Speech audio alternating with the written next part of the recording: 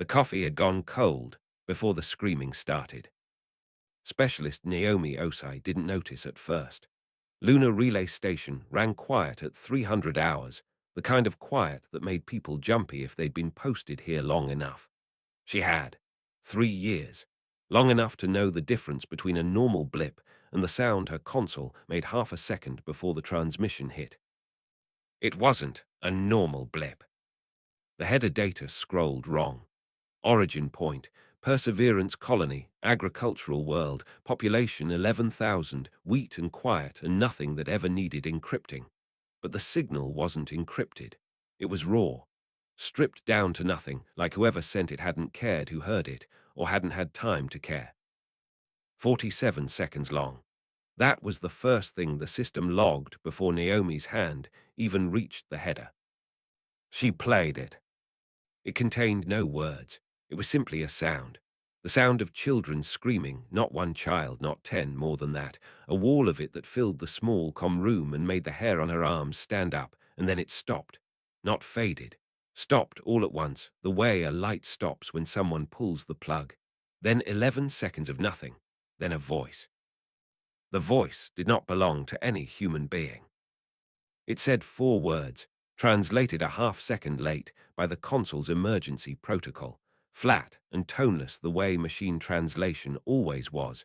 We have your children. Naomi didn't remember standing up. She remembered the cold coffee going over on the console, the brown spreading across a keyboard that logged a priority 1 before her hand found the alert. 312 names populated on the colony roster in the next 90 seconds, every one of them under the age of 14. She made the call in 11 seconds. That was the part nobody would remember later, when they wrote the histories, that the fastest thing in this entire war was one tired woman on Luna who didn't hesitate. What you're building tonight, you'll wish you never needed. Stay with it anyway. Secretary General Okonkwo took the call in his sleep clothes, standing barefoot on cold tile, and he asked exactly one question before he asked anything else. Who are they? Nobody could answer that yet. Nobody would be able to answer it for 6 more hours, and by then it wouldn't matter, because the answer wasn't going to change what came next. He made 2 more calls before he put on real clothes. The first went to a woman who had been half expecting this call for 11 years. The second went to a woman who had built the reason the first woman didn't panic. Admiral Yuki Chen did not sleep in pieces. She had trained herself out of that decades ago, the same way she trained herself out of slouching, out of hesitating, out of every small softness the job could not afford. When the line lit up at 3:14, she was already sitting up, already reaching, already awake in the particular way of someone who has spent 40 years waiting for one specific phone call and finally getting it. She listened for 90 seconds. She said 4 words back. Wake the quiet team. Then she got dressed, and she did not slouch while she did it. 6 decks below her quarters, on a ship most of the United Earth Expeditionary Fleet didn't know existed, a woman named Dr. Amara Vasquez was already awake, because she'd never really learned to sleep well either, not since Vega, not since she'd first understood exactly what her work was going to be used for. Vasquez touched her left collarbone once, a small habit nobody had ever asked her about, when the summons came through. She did that sometimes, when something she'd been dreading finally arrived. It's happening, she said to no one, to the empty cabin, to 11 years of work sitting dormant in 4,217 enemy vessels she'd never seen with her own eyes. Then she went to the war room. The UEES Akaran had been off every star chart for 11 years. It sat buried in dark space at the ragged edge of the Kepler corridor, running silent, running cold, running on a budget line, so classified it didn't officially draw power. 12 people knew what the ship actually did. Most of the fleet believed it had been decommissioned after Vega. That was the point. By the time Chen reached the war table, 11 of the 12 were already seated. Nobody spoke while the 12th chair filled. General Marcus Webb sat with his jaw set so tight a muscle jumped near his ear. Colonel Diane Park, UEIE Intelligence, kept her face perfectly still in the way that meant she was working very hard to keep it that way. Neither of them said a word about the crying they weren't doing. Nobody in that room was crying. That wasn't because nobody wanted to. It was because every one of them had already, individually, made a decision about what they were willing to become tonight. Chen sat last. She always sat last. "Play it again," she said. The 47 seconds filled the room a second time. Screaming, then silence, then the voice. "We have your children." Nobody flinched the way they had the first time. That was the thing about the second time you heard something unbearable. The shock burned off, and what was left underneath was colder and far more useful. "Origins confirmed," Park said. "VTH Dominion carrier signature, Kepler side. 3 carrier groups have been sitting on that corridor for 6 weeks running what looked like a standard border patrol. It wasn't." "Casualty projection?" Webb asked. "0 so far as we can confirm. This isn't a raid, it's a collection." Park's voice didn't waver. 312 children. No adults reported missing. They were selective. Chen didn't ask why. She already knew why, the way anyone who'd studied the VTH Dominion for 4 decades knew why. The Dominion had conquered 11 species in 6,000 years, and every single conquest had started with a demonstration. Take something precious, prove you can, then negotiate from a position where the other side already knows what you're capable of. It was clean, it was political, it had worked every single time. "They've done this before," Chen said. "To other species, never to us. They think we're new enough not to understand the rules yet." "Are we?" Webb asked. Chen looked at Vasquez. Vasquez touched her collarbone again. "No," she said. "We're not new anymore. We just never told them that." Somewhere on the far side of that same 6 weeks, on a world with banners 4,000 years old, a grand commander named Sithrakva had been feeling something close to satisfaction. He did not know yet that satisfaction was the last uncomplicated thing he was going to feel for a very long time. Chen laid both hands flat on the table, which was the closest thing she had to a tell, and every person in that room who'd worked with her long enough knew exactly what it meant. 11 years ago," she said, "after Vega, this council authorized a program most of you were never briefed on in full. Dr. Vasquez ran it. I oversaw it. We called it Whisper, and we built it on one assumption, that someday someone was going to test us the way the Dominion tests everyone. We didn't build an army to answer that test." She let the silence sit, for exactly as long as it needed to. "We built something worse." Vasquez stood. Her hands were steady even though her voice, when it came, was quiet enough that Webb leaned in to catch it. "Whisper spent 9 years learning to read Dominion network architecture," she said. "Every protocol, every authentication layer, every maintenance cycle across all 43 of their systems. It spent the last 2 years learning to write in it, well enough to pass as their own code, moving through their own channels, invited in through their own front door." "Invited," Chen repeated, and something in the word had teeth. Park's still face finally cracked, just slightly. "How many ships?" Vasquez met her eyes. "All of them," she said. 4,217 vessels. Every carrier, every escort, every ship the VTH Dominion currently has in service, anywhere. As of 4 hours ago, every single one of them is carrying something in its navigation core that we put there." Nobody in the room asked what it did yet. That question was still 4 hours from having an answer that mattered. What they asked instead, what Webb finally said out loud, low, almost to himself, was the only question that made any sense at 3:40 in the morning with 312 names on a screen behind them. "Do they know?" "No," Chen said. "And that's the whole point. They've spent 6,000 years teaching every species they've ever met to be afraid of them." She stood. "Tonight, we're going to teach them something new."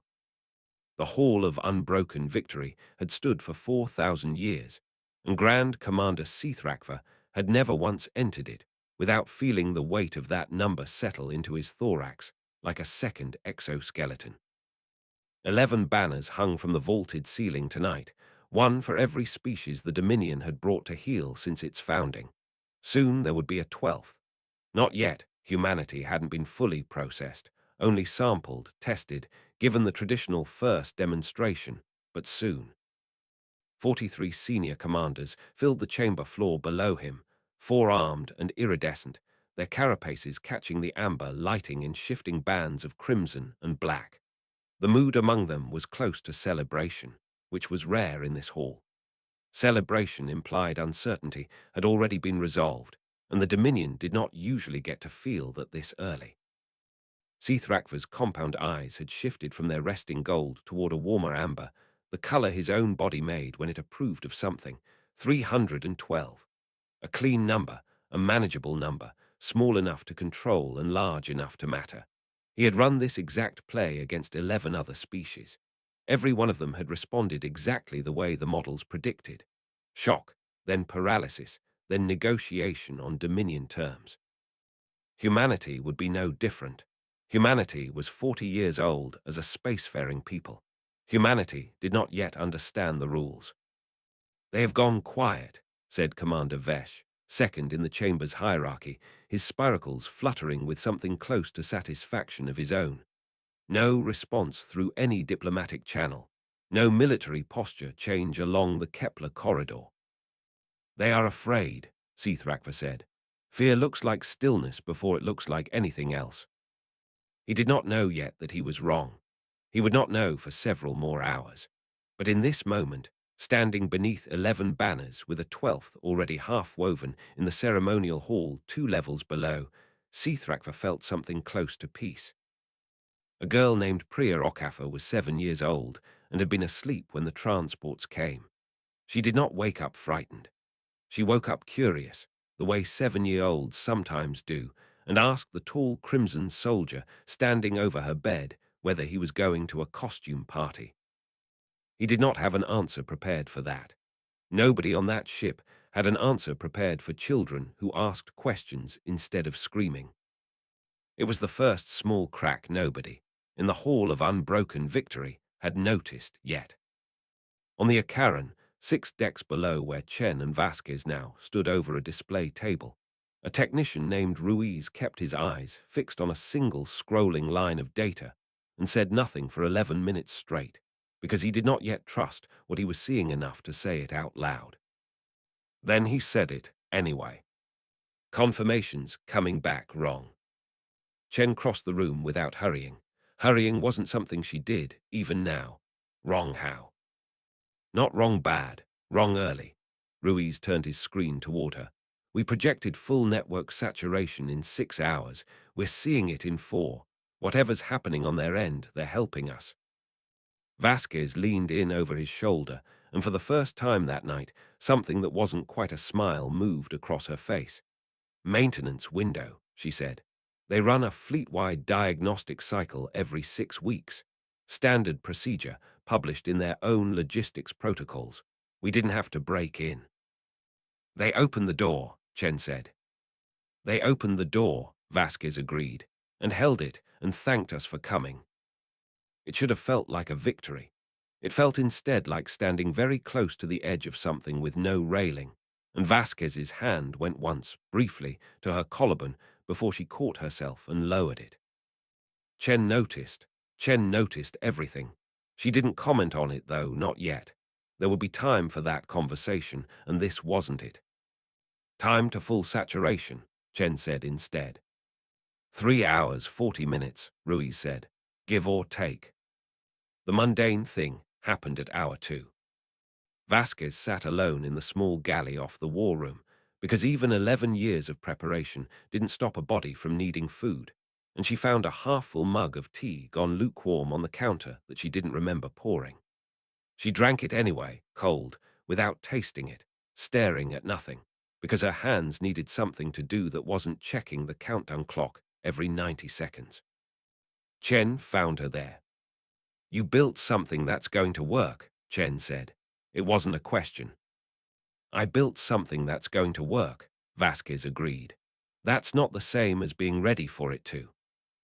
Chen sat across from her, which she almost never did. Sitting across from someone was an intimacy Chen rationed carefully, the way she rationed everything about herself. 11 years ago you told me you didn't want to build a weapon. I didn't build a weapon. Vasquez set the cold mug down. I built a door. What we do once it's open is the only part that was ever going to be a choice. Neither of them said anything else for a while. The countdown clock kept moving on the wall behind them, silent, patient, the same shape as everything they'd spent 11 years becoming. Back in the Hall of Unbroken Victory, the toasts had begun. Sithrakva raised a ceremonial vessel of dark amber liquid, and 43 commanders raised theirs in answer, 4 arms each, the sound of chitin against glass rolling through the chamber like distant thunder. To the 12th banner, Vesh said. To the 12th banner, the chamber answered. No banner, no surrender. No species that had ever survived contact with the Dominion long enough to refuse them. Sithrakva drank. Somewhere in the walls around him, in systems he had never once thought to question because he had never needed to, something small and patient finished waking up. At hour 3, 41 minutes, Ruiz's screen went from scrolling green to a single flat line of white text, and he said the word that ended the countdown before Chen had even crossed the room to see it herself. Saturated. Every one of the 4,217 ships currently flying under Dominion colors now carried, somewhere deep in its navigational architecture, a small dormant piece of humanity's patience. Chen didn't smile. Chen never smiled at moments like this. She told Vasquez once, years ago, that the day this kind of moment made her smile would be the day she'd stopped understanding what it cost. Instead, she straightened, the way she always straightened, spine like carved stone, and looked at the 2 people in the room who had earned the right to hear what came next before anyone else did. Diane, she said, get me a hard line into their internal grid, not a request, a demonstration. Park's still face finally showed something, not fear, not quite. Recognition, maybe, of the size of what was about to happen. Which grid? She asked, though she already knew. Personal displays, Chen said. Every commander in that hall, all at once. Vasquez's hand went to her collarbone one more time, and this time she didn't stop herself. They're going to lose the room first, she said quietly. Before they hear a single word from us, we're going to take the light away. Chen nodded once. That's the whole point, she said. We don't send armies. She looked at the countdown clock. It read 0. Take the lights. In the Hall of Unbroken Victory, 4,000 years of amber light died at once, all across the chamber, all across every corridor connected to it. Backup power failing a half-second later in a cascade nobody in that room had ever seen fail before. Not once, not in 6,000 years of institutional memory. 43 commanders sat in absolute darkness. Sithrakva's ceremonial vessel slipped from one of his 4 hands and shattered against the floor, and the sound of it was the only thing anyone in that hall could hear for 11 full seconds. Light didn't return to the Hall of Unbroken Victory. Something else did. 43 personal displays flickered on at once, embedded in the floor before each commander's station, and every one of them showed the same face. A woman none of them recognized, silver hair pulled back with military precision, sitting in a room none of them could place, looking directly into each individual camera as if she could somehow see all 43 of them simultaneously. She could not, in fact, see them. She didn't need to. She'd rehearsed this moment for 11 years without ever knowing exactly what it would look like, and now that it had arrived, she found she didn't need to see their faces to know what was happening behind them. My name is Admiral Yuki Chen, she said. I'm going to explain what's happening to you, and I'm only going to explain it once. Sithrakva knelt where he stood among the shattered pieces of his ceremonial vessel, and for the first time in longer than he could remember, he had no procedure to reach for. 43 commanders sat in the same silence he did, waiting. 6 hours ago, Chen said, Every ship in your fleet accepted a standard maintenance update through your own authenticated network channels. 4,217 vessels. You didn't check the source because you didn't need to. It came from inside your own house. A murmur moved through the darkness. Not words, just breath, 43 sets of dorsal spiracles fluttering in a chamber with no light to hide it. That update is a package, Chen continued. It's sitting in every navigation core in your fleet right now, dormant, waiting. If I activate it, every ship you will receive new instructions simultaneously, faster than you can countermand them, faster than you can even confirm they've been sent. I'm not going to tell you what those instructions are. I want you to understand that not knowing is the point. Somewhere on the far side of the galaxy, a woman named Vasquez stood in a war room and watched her own work land on 43 faces she would never see, and thought about a girl who had asked a soldier if he was going to a costume party, and did not let herself think about anything past that. You have 312 of our children, Chen said. You have 72 hours to return them, every one of them to Perseverance Colony unharmed. When that's confirmed, the package disappears. Every copy, every trace, gone from your systems the same way it arrived, quietly, and without your permission being required. She paused.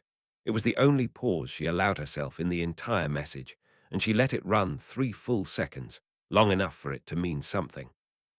Or don't return them, she said, and find out where we send your fleet. The screens went dark. Not flickered, not faded. Cut, clean, all 43 at once, the same total absence that had swallowed the room's lighting 11 minutes earlier, and this time nobody dropped anything, because everyone in that chamber was already holding perfectly still, the way prey holds still when it has just understood, for the first time in its life, that something bigger might be watching it back. 11 full seconds passed before anyone spoke. Sithrakva stood first. It cost him something to do it. His legs did not want to obey the way they always had, smooth and certain, 6,000 years of institutional confidence running through every joint. He stood anyway, because standing was the only thing he had left that still felt like command. Find me a communication channel that still works, he said. Nobody answered right away. Vesh's voice, when it came, sounded thinner than it had over the ceremonial toast less than an hour before. Commander, if they can reach our personal displays through our own authenticated grid, there is no channel on this station we can trust. Then find one that isn't ours. It took 19 minutes in absolute darkness for a junior officer to locate it. A commercial relay node, low priority, used mostly by merchant convoys running supply routes along the outer systems. Untouched.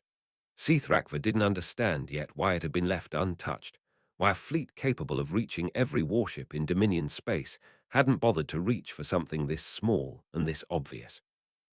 He would understand later. Later was still hours away. On the Akaran, Chen watched the request come through on a channel Vasquez had left open on purpose, exactly the way Vasquez had left it open on purpose 11 years ago, back when this had all still been theory on a whiteboard. They found it, Ruiz said, and there was something almost like awe in his voice. Merchant relay. Low bandwidth, low priority, it's clean, but it's slow. It was supposed to be slow, Vasquez said. We wanted them to have to work for it. Anything too easy they wouldn't trust. Chen crossed to the display.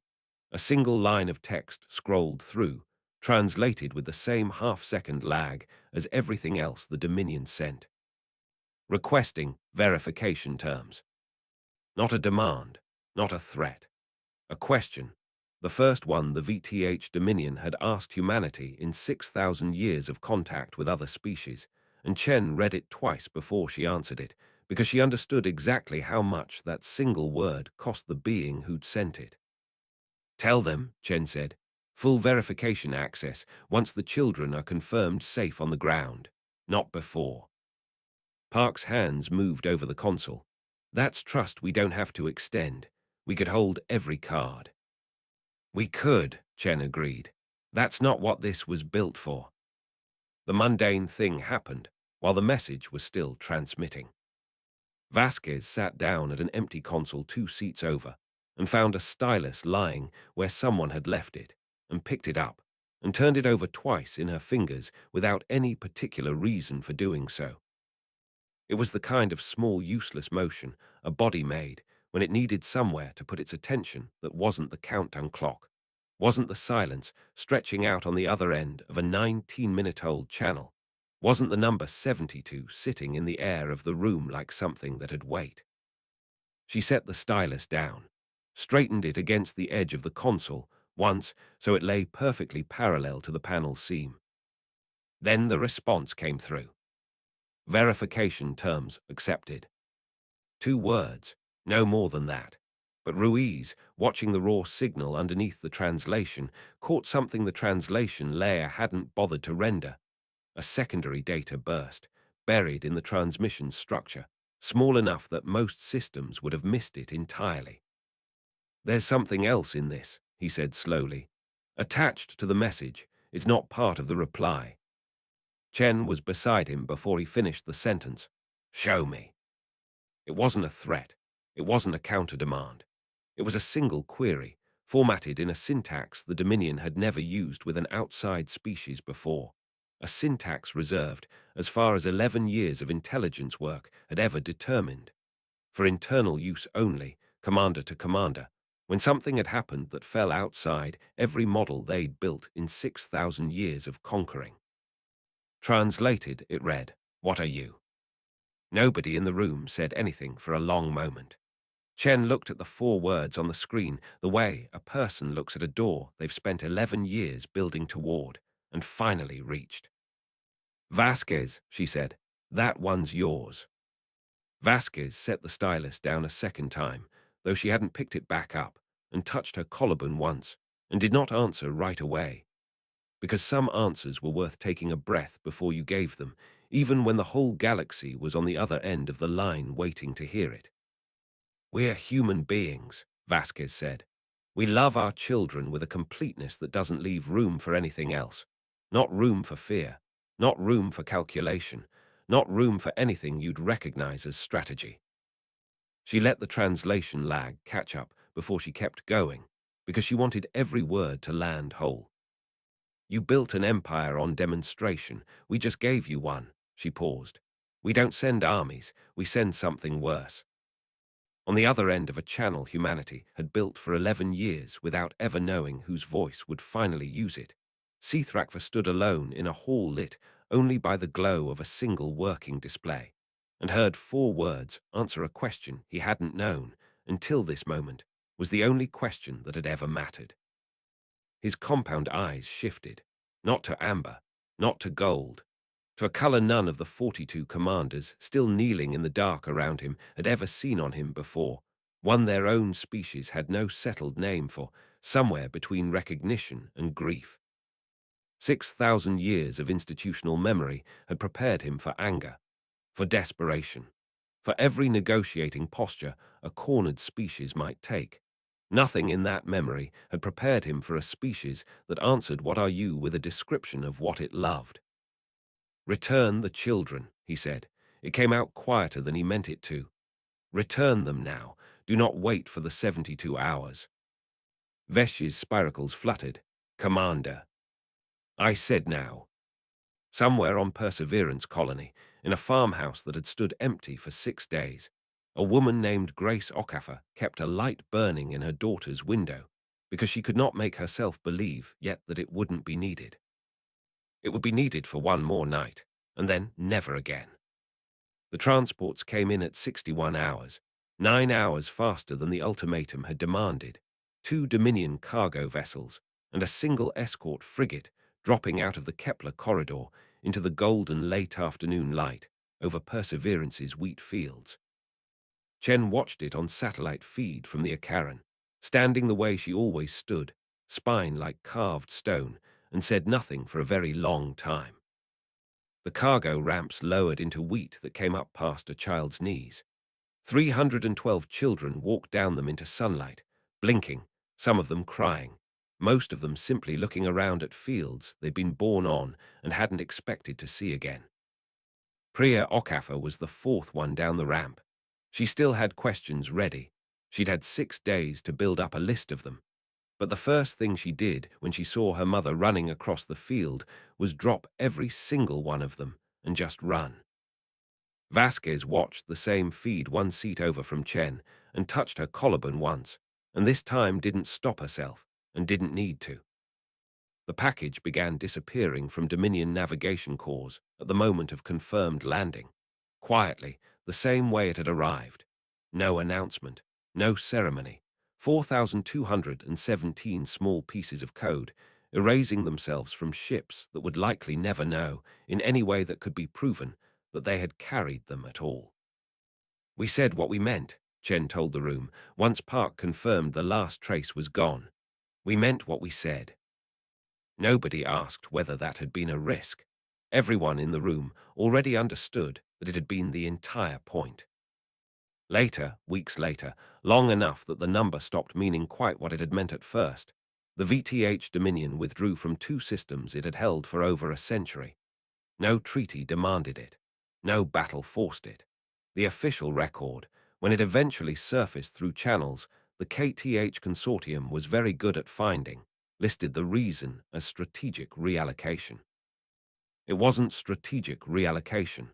It was 6,000 years of certainty recalculating, quietly, the cost of ever doing this again. A KTH Consortium envoy arrived at the Geneva Council chamber not long after, tall and many-limbed, speaking in the low subsonic register her translator rendered as careful, deliberate English. "You had them," she said to the human representative seated across from her. "Every ship, every commander. You could have taken systems instead of children. You could have taken anything." "We didn't want anything," the representative said. "We wanted our children back, that's all." The envoy was quiet for a long moment, the kind of quiet that, among her own people, meant recalculation of a different kind, not fear exactly, but the recognition of an unfamiliar shape where a familiar one should have been.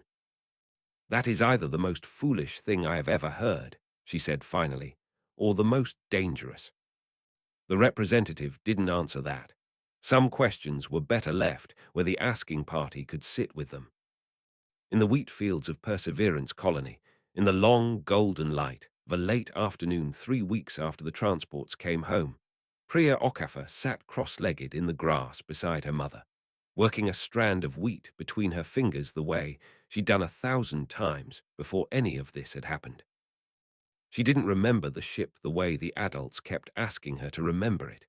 She remembered a soldier who hadn't known what a costume party was, and wheat that smelled the same as it always had, and her mother's arms, and nothing else that felt like it needed saying out loud. Grace Okafor didn't ask her to talk about it.